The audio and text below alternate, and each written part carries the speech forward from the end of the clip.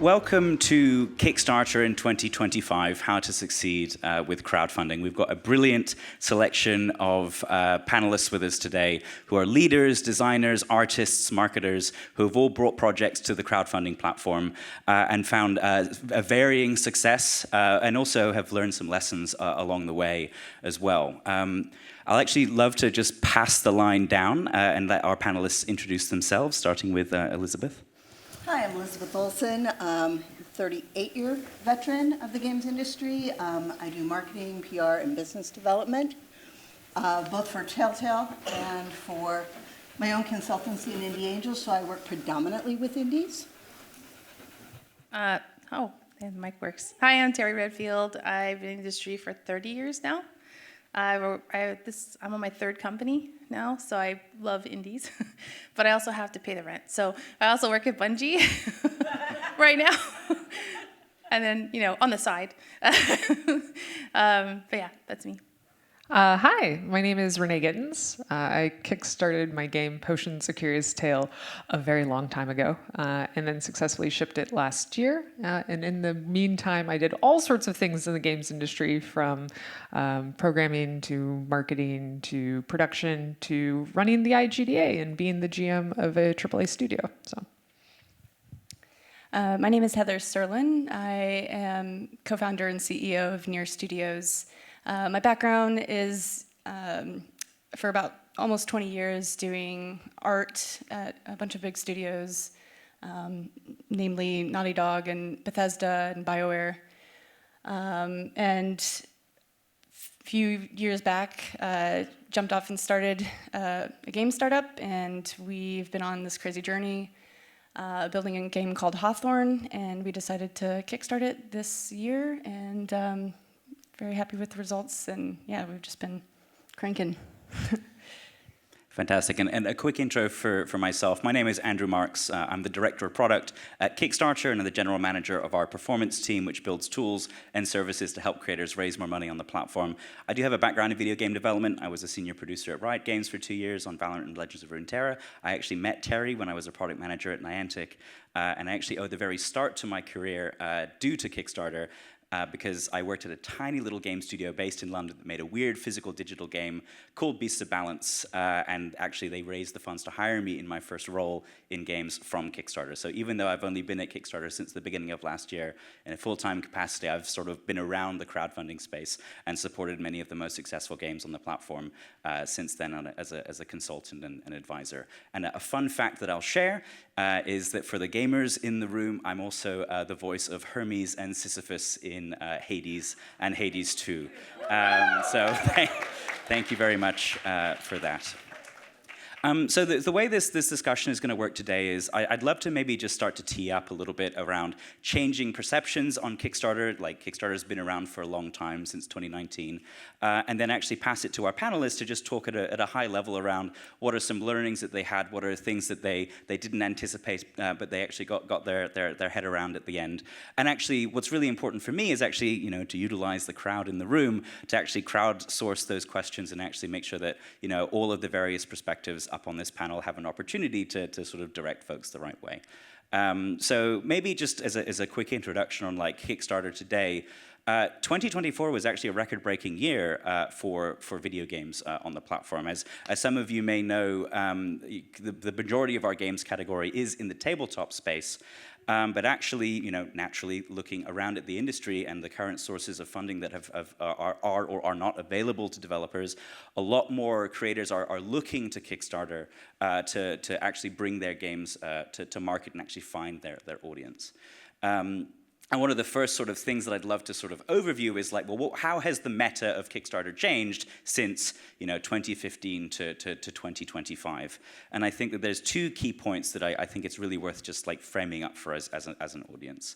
The first of which is actually I think that the perception of Kickstarter maybe has changed a little bit, both from the backer and the creator perspective. A lot of people like to think of Kickstarter as a place where you go with your very first idea and your very initial funds to make that happen.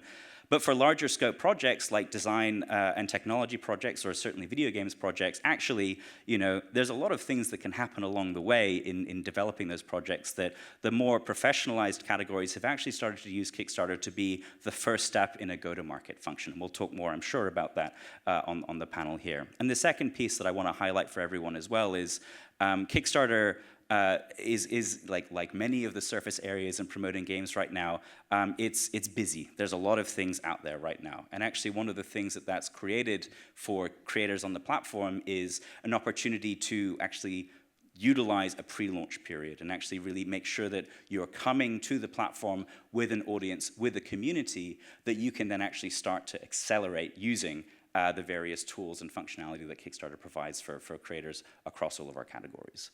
So I just wanted to start with a little bit of that context. If that sparks any questions from you in the audience, we'd love to discuss more of that as we go. And from here, I'd love to actually start to go down the line with some of our questions for our panelists. So the first question I have actually is quite a broad one. What brought you to the Kickstarter platform, and what sort of kicked off your utilization of crowdfunding? Starting maybe on this side, Elizabeth, and we can go down the line.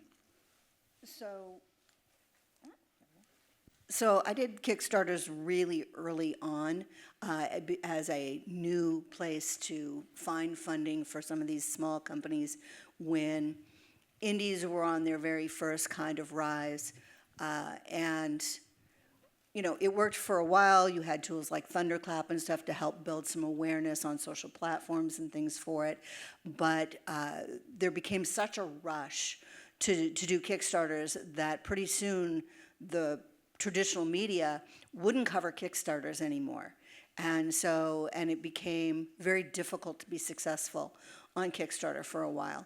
And I think now, seeing the constriction of funding again, not trickling down to indies and stuff like it was for a while, it's become now, there's so many more tools and so much more knowledge about it. It's now become a viable place again. And so this year, I'm working on my third Kickstarter for the year that is actually going to launch early next month. And so, and I think now, to your point, now instead of worrying about traditional media, and traditional media is starting to warm up again to the idea of talking about Kickstarters if you're doing something interesting, but now you have all these ways to reach community in a different way and build a following with these pre-campaigns. So I think it's changed the perspective, and now you're talking directly to people who are going to jump on and fund. I think for me, it's just coming up with non-traditional ideas that the industry goes, what the hell is this? And how are you going to monetize this? And who's going to make this? And do people really want this? Even if you have reams of data to say they do. So it's really hard to kind of get traditional publishing and investment. I did raise $3 million from Tencent, my second company, and I did raise another $1 million in angel investment. So I've been through that whole song and dance, and I think that now more than ever, the market's kind of collapsed in on itself. So it was hard enough as a woman to get investment anyway. I think, and it's just hard for anybody now, so it makes it even worse, right? So I think for me, I always enjoy working with community. I will show my prototype to anyone, my hairdresser, the person at the restaurant, the person walking down the street, whoever. Please play my prototype and get feedback. I'm not too precious about the stuff I'm working on. So Kickstarter seemed like a good option for me because I'm I like voices. Obviously you can't take all the feedback you ever get, and you have to kind of limit what you do take, but I do enjoy having that constant feedback and stop bothering my hairdresser with my prototypes. And so that's the appealing thing about Kickstarter for me. And I had never done one before, and I had known Andrew previously. So I'm well, maybe that's an option, started doing research. But that's kind of how I decided to do Kickstarter. Awesome. Yeah.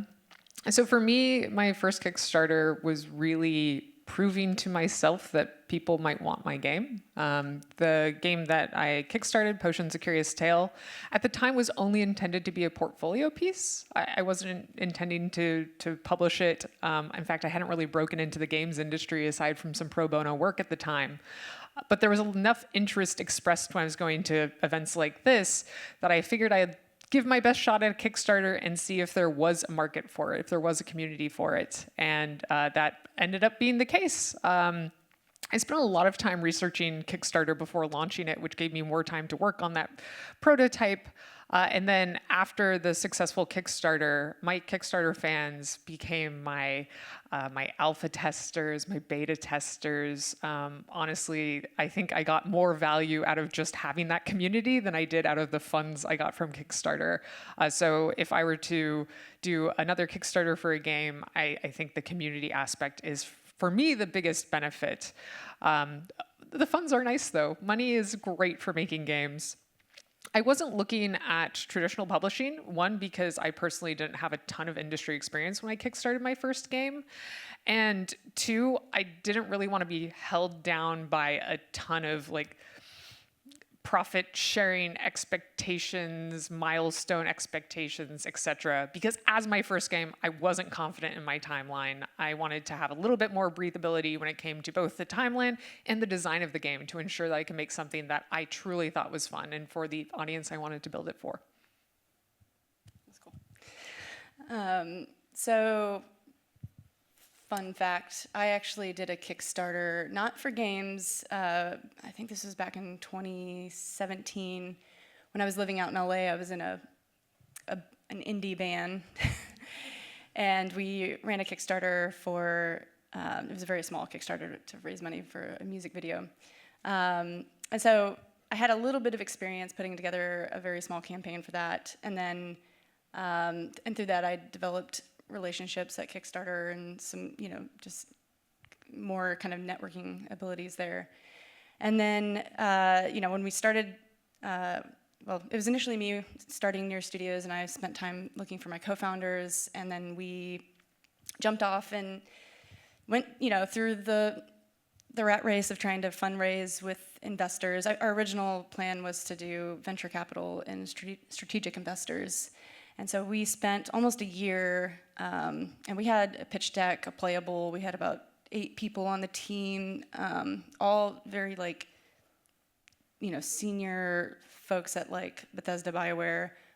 We, at that point we had the lead. We still have the lead designer from Skyrim working on the project. So it was a very stellar team. We felt really confident in our ability to make the game, and we thought we could raise money on that, but as everyone knows, it's been a really tough period, and we went out in the fall of 2023 looking for investment, and that was really when it kind of fell out. The bottom of the capital market fell out, and so once we made the realization, and this is just literally talking to a bunch of founders, other indie and not indie founders, looking for investment, either ones that were just starting out like we were, or ones that had already raised a seed round, or maybe even a Series A, and they were looking for additional funding. Everybody was in the same boat, and I just kind of made the realization, wow, we had 4 months of personal runway at that point, and I was like, we have to pivot from investors and just go heads down on trying to take what we had. We were very fortunate that we had this playable that was in a pretty good visual spot, and so we just crammed to get a gameplay trailer put together, and we announced the game in October of last year. And it literally was just we didn't have money and we needed to make the game, and I'm just trying to be as real as possible. And we got to the point where once we'd made the pivot and we decided, okay, this is what we're going to do, the more we talked about it as a team, because of our values as a studio, and we wanted to be a community-driven game in the first place. And so when I essentially, it was my call to pivot, and I was worried that we were gonna, the morale of the team was gonna tank, but it actually was the opposite. Everybody was very excited about kind of taking destiny into our own hands. So when we pivoted to the idea of doing a Kickstarter, we're it already fits with our idea of building a community, so for that, like, from what was basically, I mean, quite honestly, a moment of like desperate attempt to save the project, it ended up being this kind of amazing process for us, and honestly wouldn't have done it any other way. We wouldn't be here like making our game Hawthorne if it hadn't been for the Kickstarter. So yeah, that's, I don't sugarcoat anything. I'm like always transparent about where we are, and that's the reality. Like if a team of, like the lead designer of Skyrim can't like raise money like that, like what? That's bonkers. So yeah, I would highly recommend Kickstarter for any teams that are kind of in the same place, because it will really help you discover whether there is a need for the game that you're making, and you can really, like, I resonated a lot with what you were talking about with the community part of it. Like, you really find your true, like, passionate fan base, and they're going to be there for you. So, yeah. And they're a good motivation too. Just one of the hardest things about indie development, right, is maintaining your own motivation, but having people who cheer you on is really nice. Yeah, they're like equally as passionate about the thing that you're doing, and so you like find your people, and you're like, oh, cool, And it is, it's very uplifting for sure. So. Yeah, I think there's a couple of through lines in there that definitely resonate with me. I think that community and that opportunity to like find your nucleus. And then accelerate and excite and actually give them an opportunity to participate in the very earliest stages of development. I think that ends up being a really important motivator for Kickstarter backers to actually jump on board a project. And I think the other thing that really rings true, I think, across a lot of those answers is that kind of validation step, right? This idea of like, well, I have this idea, we've put some resources into it, like how can we either, it's Kickstarter in many ways presents an opportunity to bring a game to an audience, an active sort of like pretty high intent audience, gather feedback, understand what is or isn't really resonating about the project. And in some ways, I really do believe it's an opportunity to de-risk what is, the global launch of the game, right? That Steam Early Access milestone, that global launch where you don't have as many opportunities to iterate and learn at that launch point. So at least a lot of developers who I take inspiration from using the platform really are thinking about it as that opportunity, not just to find that initial fan base that are going to multiply and grow and compound, but also to recognize like, well, where is the game working or not? And that is obviously like a huge part of game development in all disciplines, not just on the crowdfunding side. Thank you very much for that. The next question I have is actually, it's kind of in the name, right? In order to crowdfund, you need a crowd. And I'd love to get a sense of actually where our panelists like found their initial audience and how they actually started to like cultivate that community even before the campaign launched. And happy to keep it open to the panelists. Yeah, I'll jump in here. So I was starting with basically nothing because I was trying to break into the games industry. I had like a small following from cosplaying and writing game guides, but like not my target audience for a cozy game targeted at women. I know that if you read about marketing advice online, people are going to say, you're not trying to market to game devs because game devs aren't your audience. But truly, I actually found a lot of my biggest marketing success was by networking and making friends with other indie developers who helped share my message. Because it turns out that successful indie developers are followed by indie fans who like supporting indie projects. And so every new connection I made helped amplify my campaign when I did launch it. Like Rami Ismail, like tweeted out my campaign when I launched it because he's a good friend. And having those sorts of connections really, really benefited me. I also, of course, started building up social media and things like that. And obviously, the social media landscape changes greatly, both over the years and based on your target audience. I learned over time that my initial approach to how I was interacting with my audience was wrong because I kept talking as Stumbling Cat, the indie game studio.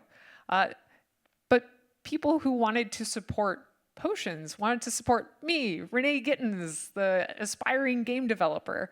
And as I started to switch my voice to being Renee, signing off with magic, Renee, I found that I got a lot better interactions from my community. They were much more positive, much less critical, and my messages spread a lot further because they felt more genuine and more personal than speaking as sort of a giant corporation that was actually like one person and some contractors.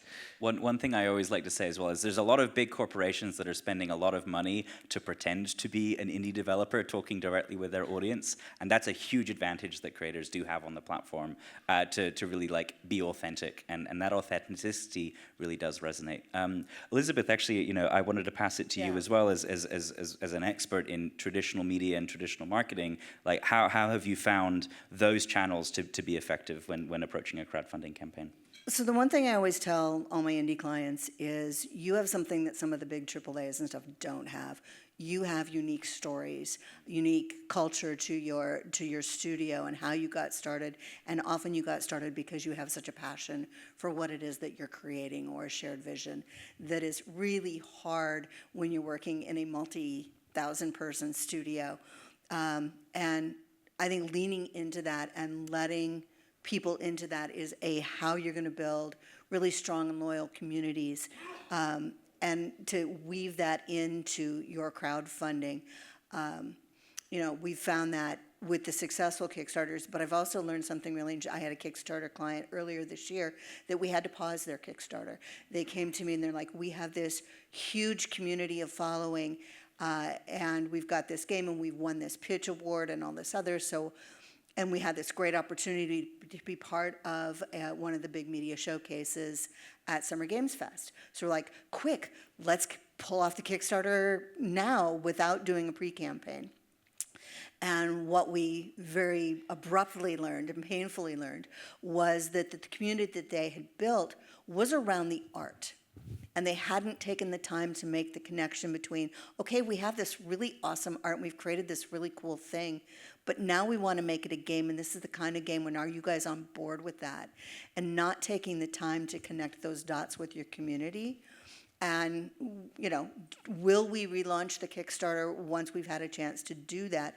Absolutely. And now we know about the pre-launch campaigns and things like that. Because I have another one that Terry and I are working on right now where we have a pre-launch campaign. There's a fan base for an animated TV series that we've been able to mobilize across actually 3 different major fandoms. And they've got almost 13,000 followers on their pre-campaign already. So I think Kickstarter and doing the pre-campaigns and stuff, now that you've got things like Discord and you've got social media, that's really been a game changer for helping you find the people that are going to be your biggest evangelists, and remembering to, again, be authentic and tell your unique story.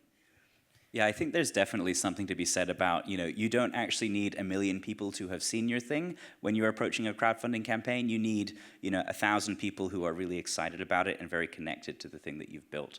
And one of the things creators do come to me sometimes and say, well, when's the best time to launch my campaign? What's the right month? What's the right day or time? And honestly, the real answer to that question is when you're ready. I think one of the biggest mistakes that I see Kickstarter creators make, whether it's to fit it into an already pretty demanding or rigid release schedule, is to launch before there is that critical mass, that is that crowd that's going to show up on day one, which really does often define the funding curve and the velocity and trajectory of your campaign throughout the course. And that obviously changes. There's always an opportunity to have some featuring or some coverage that happens throughout the campaign, but ultimately that launch day is pretty deterministic, and one of the things that we really care about on the product side at Kickstarter is building tools and making that be less of a sleepless night the night before, so you can have confidence in your audience showing up, knowing that you're utilizing the pre-launch notification tools. And I also think that the most valuable action, obviously there's a lot of different places where you can gather a community for your game these days, and all of them have their strengths and advantages, but I do think that the single most valuable action that you can get a community member of yours to take is to push that notify me on launch button. Because actually that we see a conversion rate of those backers between 20 to 45%. And when you think about that as being an an intent indicator, that really goes to show like, hey, a follow on Instagram is great, but this person is going to show up on day one, you know, oftentimes at the likelihood of a coin flip, and support your project and help bring it to life. I'd love to open up the question for any other marketing comments as well, or community building pieces. I mean, for us, it was a bunch of different stuff, right? Like, it wasn't any one particular thing. It certainly helped when we announced Hawthorne in October. You know, there was a lot of, you know, reaching out to press. Like, I had built up relationships with journalists for years, knowing that I was going to, you know, spin off a company. You know, just kind of prepping all the things that you think you're going to need, like building relationships. Part of it is like really knowing your audience, like who is going to enjoy your game. Think about the types of content creators that those audience members pay attention to, trying to build the relationships with the content creators. I mean that's a huge part of this, is just like truly understanding your audience and where to go find them, and then kind of building that up try to do that groundwork as early as possible. When we announced the game, it went viral. We had, you know, probably like 2 to 3 dozen of those outlets that we had reached out to, and then some, like ones that we hadn't reached out to, that covered the, you know, the like announcement and gameplay trailer of Hawthorne. And then that led to like a flood of wish lists on Steam for us that we were able to then mobilize for the Kickstarter. I mean, we had, you know, I was the one trying to run our social media, and I had zero like social media experience, and I was just trying to figure out what the voice would be for, you know, for the account. And honestly, the like authenticity part of it is something that really resonates. Just getting out there and, you know, kind of just being heartfelt about what you're doing, showing your passion.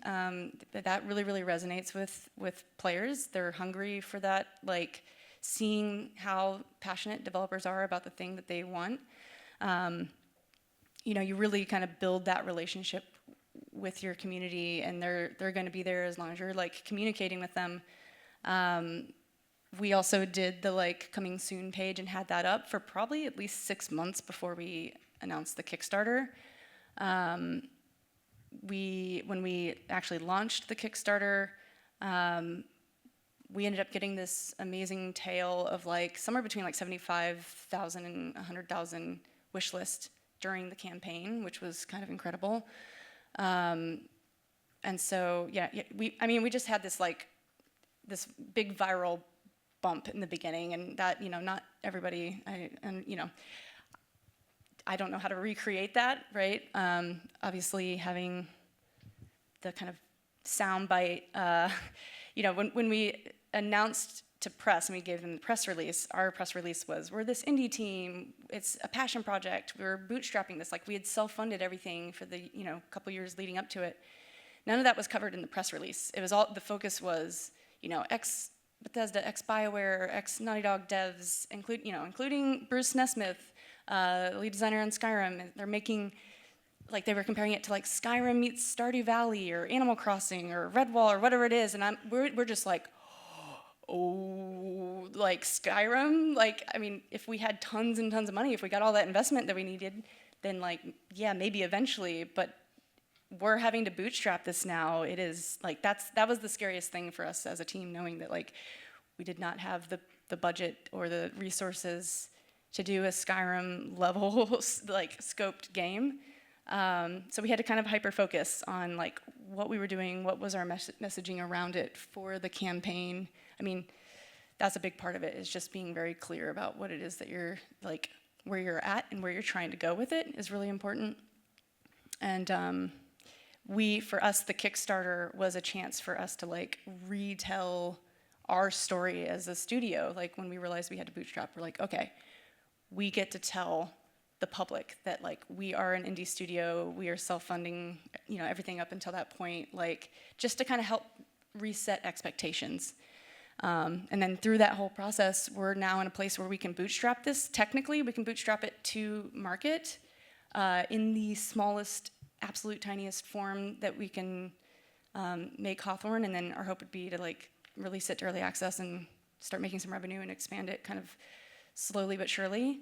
And so we have that pathway right now, which is like, I mean, it's still very tight and very scary, but like, it's technically possible. And so that gives us a lot of like confidence moving forward in the future. So we're kind of in this place where we're like, all right, we're bootstrapping, that's the path that we're on. And then we're still, we're getting ready to explore conversations again with investors to see if any of the traction or metrics that we've gathered over the last, 8 months changes the dynamic. So, it's always a journey, but yeah, it's just a lot of work. You just got to constantly be hustling and building the foundation, the groundwork for the people that you think are going to want to play your game. So yeah. Okay. With an eye on the time as well, please. Yeah, I just want to tell you about the pain if you don't do that.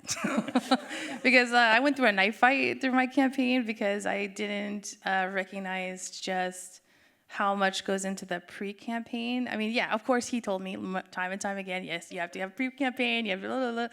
And I didn't do that. We tried to do that, but we didn't know how to do marketing. We didn't know how to do all that stuff. It was our first Kickstarter. I was at Riot. I was at all these places. I worked with the marketing team. I know all this stuff. Yeah, I didn't. So make sure you really emphasize on that, like hit the black button now to notify me. That's really the biggest thing to focus on, and do it like way out. Like she even warned me. Yeah, I had no idea. So like all the things I learned from that first one, I actually have put into this current campaign we're working on with the Wonderstorm guys on the Dragon Prince Arc 3 stuff. And so a lot of my pain that I learned during my campaign, which ended up successful, but I drug it myself with all my connections and my team's connections over the finish line pretty much by brute force. So don't do that. It's very painful. But really, I think now that all the things we've learned, we like only taking things like with them, they have fans, but it's more about reactivating all their socials, getting them excited, talking to them about what their pain points are and what they liked and didn't like, and getting the guys to address those, because we also learned that in the Bungie project I'm on called Destiny Rising. I've actually utilized some of these pain points where, listening to what Bungie fans are upset about, and then in Rising saying, hey, we're going to address this. And it seems to be working pretty well. But yeah, definitely avoid the pain. Can I say one last thing? Of course, yeah, and then I'd love to open it up to the audience if you've got any questions. Yeah. So marketing, absolutely super important. Having a polished Kickstarter page, also super important. Having polished social media posts, less important, because we're in an algorithm-based social media era, right? If you put out content and it doesn't resonate, nobody's going to see it. If it does resonate, lots of people are going to see it. So just scream into the void as much as you can. Every single time is a dice roll, and RNG will generally work out in your favor. So like, don't hold back from posting on social media because you're like, well, I could polish this asset more, or I could make this video better. Just start throwing it out there, and if you polish it more later, then post it again. Different people are probably going to see it. It might go viral. Who knows? Yeah, people were like, hey, only post once a week. That's otherwise it's not going to work. Yeah, don't listen. Spam it. Don't launch your Kickstarter on the day that the GTA 6 trailer comes out. Or try not to. And somehow end your last day on the campaign the day that the Switch 2 came out.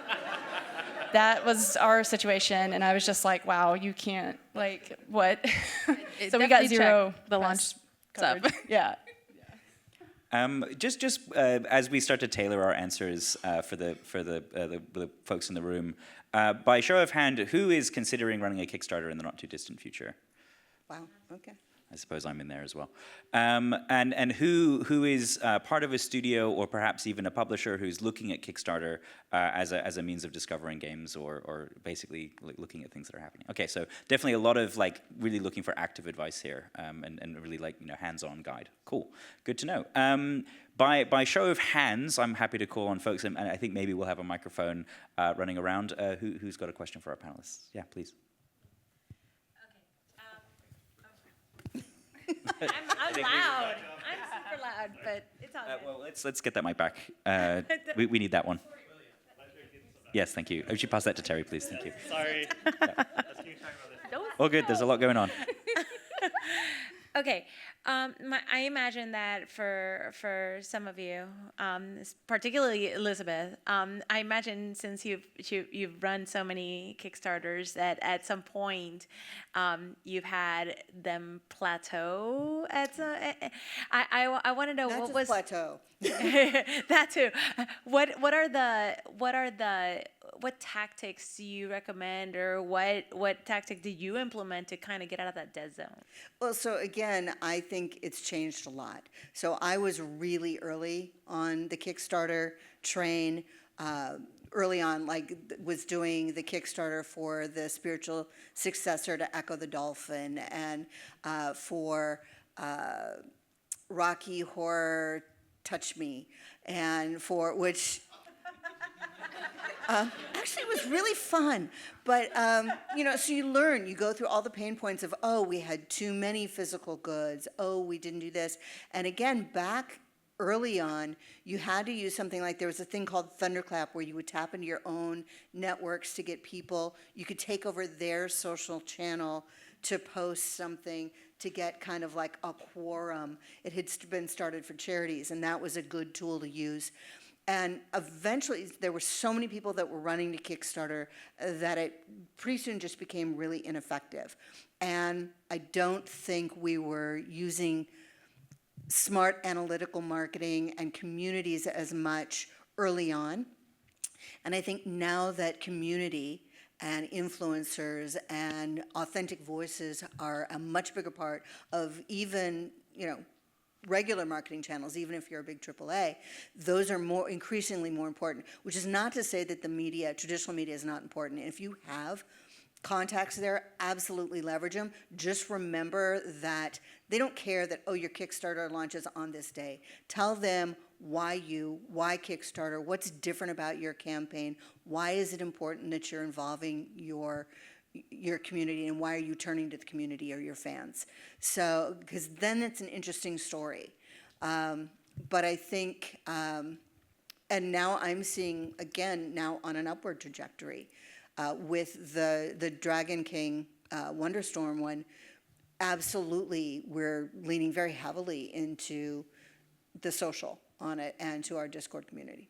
I think the quick thought that I would give as well, just to that funding curve, right, and really wanting to change the gravitational pull sometimes, the advice that I give is actually not to especially if you're looking at like paid media channels or some of these other direct response channels, you kind of want to lean into the natural strengths and pattern of the Kickstarter. So spending aggressively in the middle of the campaign to try and make it go up is actually spending uphill or really trying to fight against it. So a lot of the time I recommend creators utilize that middle period of the campaign to activate and really engage the fans who have already bought in, and see if there are ways to get them to upgrade their pledge, to bring more of their friends in at the end of the campaign, and really focus on that retention and sort of community cultivation in that middle piece. But the big peaks are always right at the launch and then right at the end when you can lean into the urgency messaging. So when I woke up on the last day of my Kickstarter campaign, I spent about an hour and a half writing a giant message of how we didn't fund, but we were still going to try to make the game when we could. Because I was convinced it was too much of a gap for us to close in 14 hours. But my friends at Emigos Films decided to put on a pain drive where they ate hot peppers on live stream based on funding goals. And they started to get quite a large audience. So I actually drove over to their studio, which was only a few blocks away from here, and ate habaneros on live stream. And we ended up funding. It was quite, apparently, that's quite popular. I think that it was like 3 hours eating peppers, but yeah. That's real pain. Well, I think the lesson to draw there as well is the authenticity in that community, but also having something that is fun, that is engaging, that is playful, that really leans into the game itself, or that works. Yeah, I don't know if that Hot Wings interviews, right? I'm now imagining everyone in this room just buying a bunch of jalapenos and just off they go. I think we have time for perhaps one or two more questions. Oh, wonderful, thanks. I can see two hands in the back, right there in the middle, please. Yes. So what potential or extra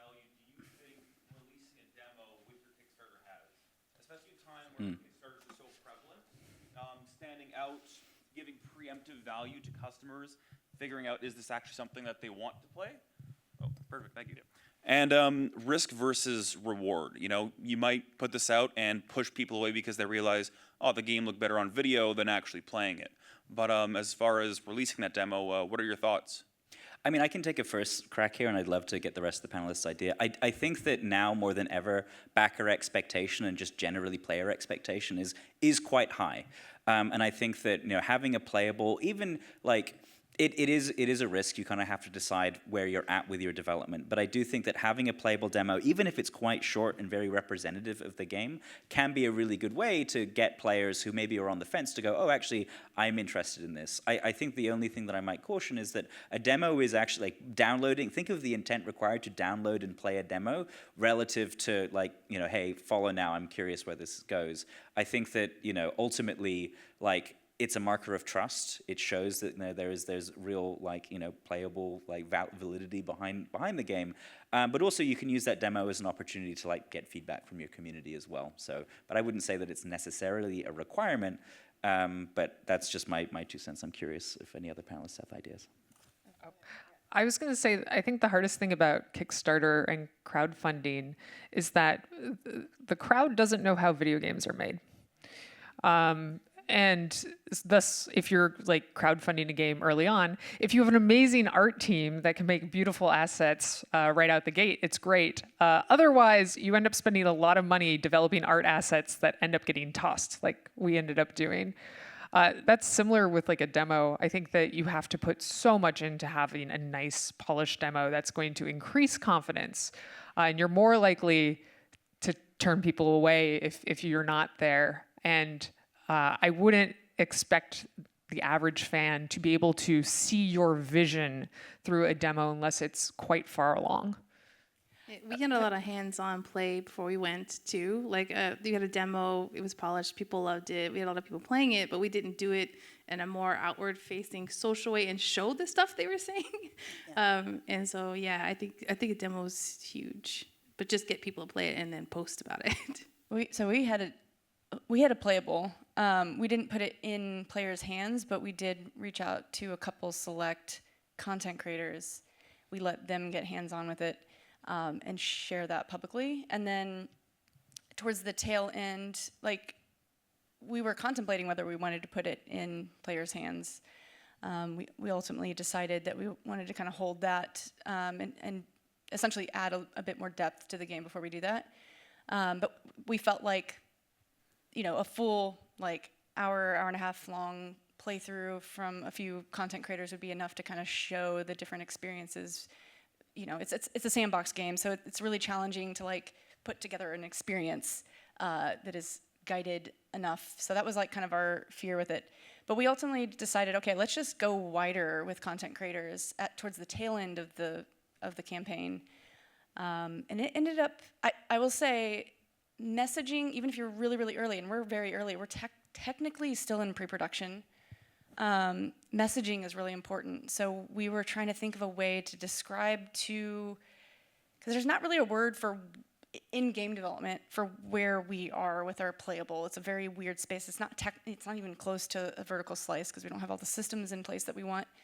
But it showed the tone and the vibe and the heart and the potential of the game, and you could kind of like project and see where it could go. So we had some very choice words on describing the demo, which was proof of concept. And so people could kind of grok that, like, oh, it's really early. And then when they see it, they're like, wow, this is great. It's like, I mean, all of the feedback that we got, you know, just like in real time watching content creators stream it on Twitch, they were all blown away with the amount of content that was there for a proof of concept demo.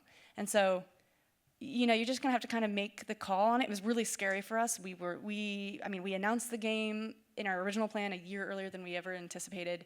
We put it out there for people to play away. I mean, literally, content creators are the first external people to ever play the game besides like our spouses. So it was very terrifying. We're like, wow, what could go wrong? Like, let content creators with, you know, tens of thousands of followers or hundreds of thousands of followers just like play the game and put it out there, and we've never heard anybody external like play it. So it was very terrifying, But it ended up working out really well for us because of the messaging. So yeah. That also, like getting it hands-on and getting feedback from people early on helps you set your stretch goals because you know what they want. That was one of the most challenging parts of your campaign, is figuring out stretch goals. And boy, did we do a lot of back and forth on that. But if you know already, then it's going to be a lot easier setting them. Yeah, I would recommend demos when, if your game, the play is more addictive than, if it plays better than it shows in a video, like in the case of the one that we did earlier this year. I think the game, the fun of playing the game is visceral and goes beyond what you can show in a video. And so, and if you can't show a demo, or if you're in a situation like Heather or whatever, where something's early on, or and you want somebody that at least understands where the game is at, then I think going to creators is an excellent way to do that if you can't find a way to get your demos out to the public, because there is absolutely the friction of having to download. Yeah, and I think the other thought as well is, like, after your Kickstarter, you have a lot of, you have a community who are really excited to be the first people to play. So you can actually utilize your demo as like a community activation moment, right? Like actually getting them to play, solicit that feedback. Part of the rewards. Yeah, exactly, right? And actually that sort of be the first to play helps shape the direction of a title, participate at the earliest points. I actually do think that those are some of the biggest like motivators to the Kickstarter community for picking a game and supporting that game through its development from those early days. Well, we are at time. I just want to say thank you to our panelists. We'd love to get a round of applause for them.